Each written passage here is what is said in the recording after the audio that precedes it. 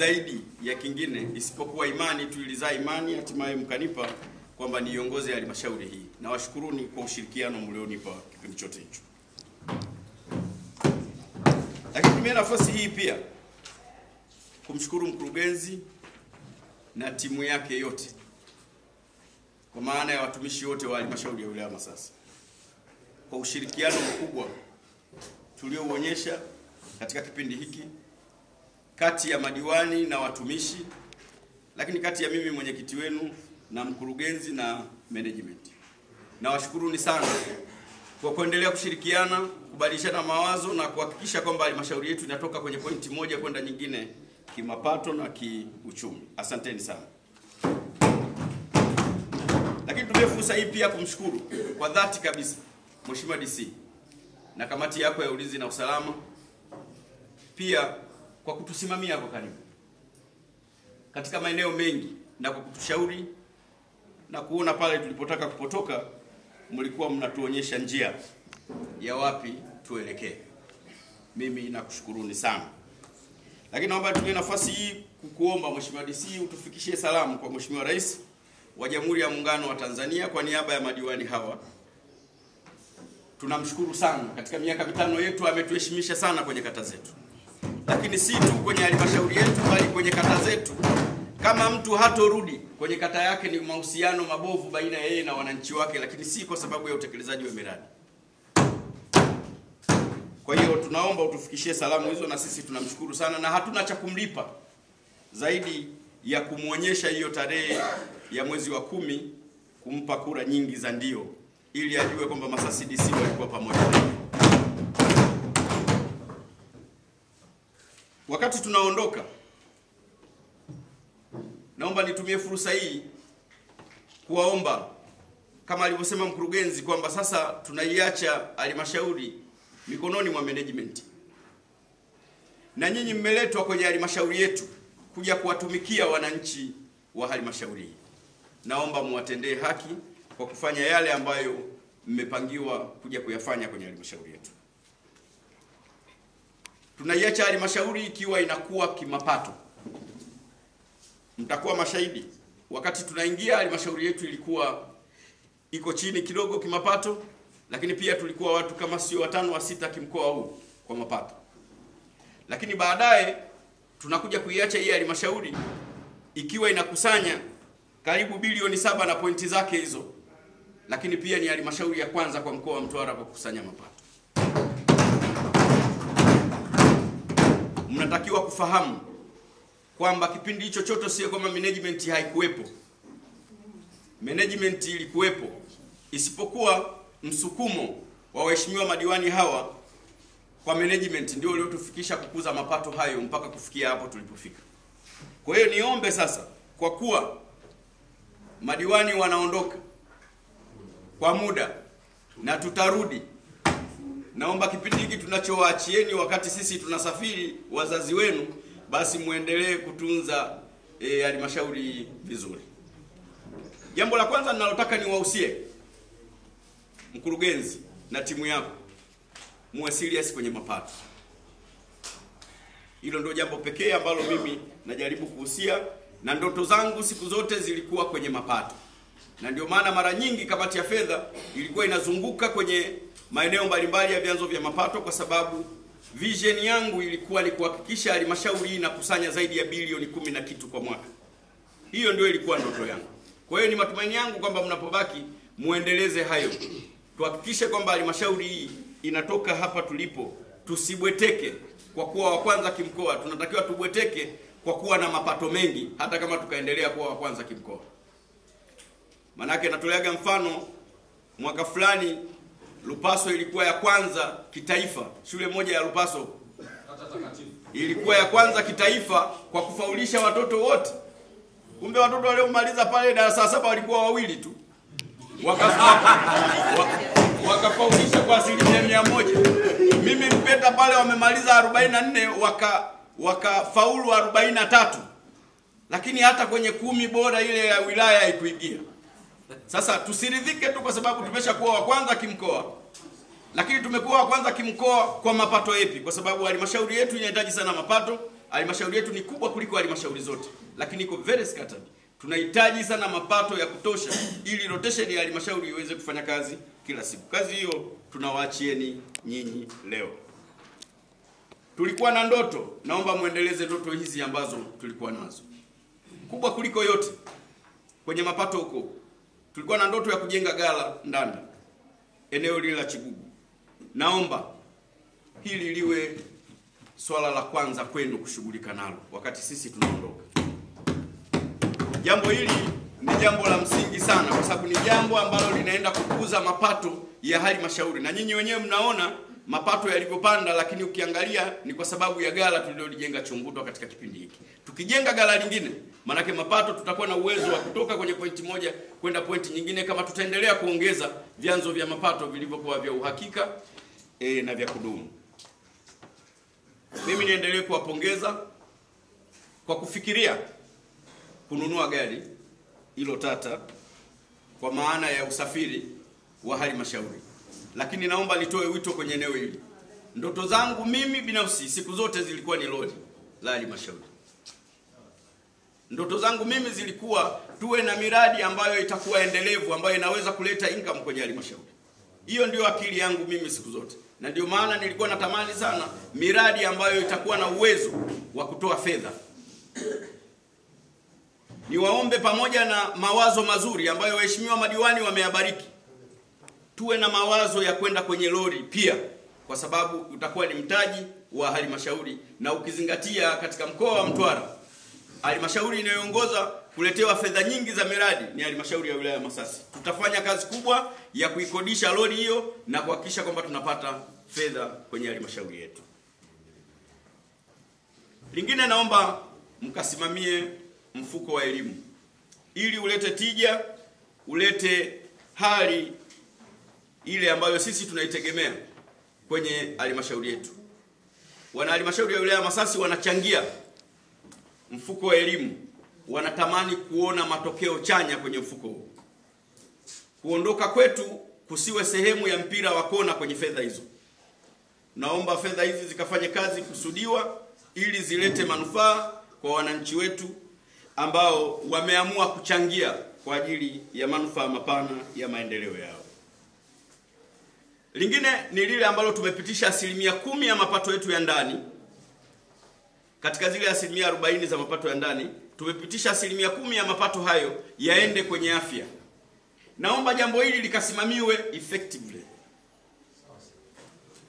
kwa sababu isije ikawa imepatikana fedha alafu ikashindikana kutolewa 10% kupeleka kwenye miradi ya afya.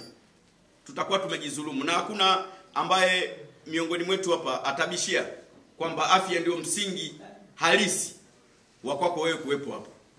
Kwa hiyo na matumaini makubwa kwamba 10% tulioipanga kwamba mapato yetu ya ndani, kama 10% yanaenda kwa wanawake na vijana, basi 10% sasa ichukuliwe iende kwenye afya. Ili jambo naomba lisimamiwe, management mlisimamie sana. Tunazo zahanati nyingi kwenye maeneo yetu hazijakamilika. Tumeamua kufanya hivi sio iwe sehemu sasa ya kwamba tayari kapu lingine limeanzishwa. Tunataka fedha hizi zikafanye kazi kwenye zahanati kule. Lakini mnatambua vizuri kwamba serikali kwa jinsi ilivyojenga miundombinu ya zahanati, vituo vya afya, wakati mwingine tunakosa wahudumu. Tunajua fedha hizi za 10% kama tutakazokuwa tumezipata kwenye halmashauri yetu zitakwenda kwa ajili watumishi, zitakwenda kwa ajili kumaliza matatizo ya miundombinu ya zahanati zetu. Naomba hili mlizingatie sana wakati tunawaacha. Lingine ni waombe hoja za CAG na maagizo yote yaliyotolewa na Laki, kamati ya bunge. Naomba halmashauri tunawaachieni, kwa sababu mlikuwa mnaleta kila kota kwetu na sisi tunaendelea kushauri. Sasa mtakuwa nayo nyinyi. Niombe kila itakapokuwa inakaa CMT, kumbushaneni mambo hayo na hakikisheni kwamba mnajibu hoja, lakini mnaziwia kutengeneza hoja zingine kama alivyosema mheshimiwa mkuu wa mkoa ile jana, kwamba msiwe tu mafundi wa kujibu, muwe mafundi wa kuziwia hoja zinazopatikana kwenye halmashauri yetu. Tunaomba halmashauri yetu iwe, tunaondoka hapa tumeridhia kwamba milioni 250 zifanye kazi kwenye halmashauri hii. kwa ajili ya furniture. Msitulipilia halmashauri yetu. Mkalipua tu, mkaona tu, mkachukua migongo huko, mkatuletea huko ndani, mkaja kuipanga panga. Tunatamani kuona vitu vizuri kama vilivyopo kwenye halmashauri zingine. Furniture zitakazoletwa lazima muangalie kwamba zinakidhi viwango vya kisasa. Sio tu ili mradi ijulikane kwamba tayari tumetengeneza. Hapana. Mheshimiwa diwani anapokuja pale anakaa kwenye kiti, basi ajue kweli kuna utofauti wakati anapokuwa huko mtaani tukiwa Kibo na tofauti na tukiwa hapa. Sasa mtu mwingine hapa analala anaweza kufikia kwamba bado tuko Kibo. Masasi DC hoye. Mwisho niendelee kuwashukuru, lakini kama alivyotanguliza Mheshimiwa Juma Ramadhani Pole, mimi niliyesimama hapa ni mtu. Inawezekana katika kipindi chote natekeleza majukumu yangu nikiwa mwenyekiti wa halmashauri hii nimekukwaza kwa namna moja au nyingine. Naomba mnisamehe.